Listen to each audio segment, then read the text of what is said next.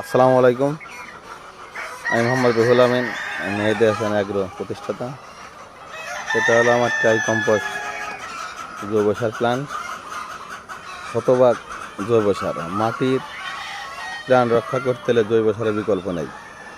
100% জৈব সার ব্যবহার করলেই মাটির জীবন ফিরে আসবে।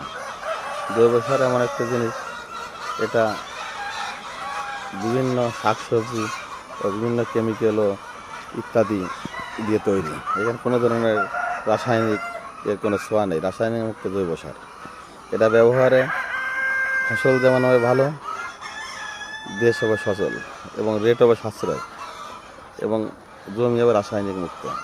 তো আপনারা সবাই দোয়া করবেন এবং সবাই আমার চ্যানেলের সাথে থাকবেন।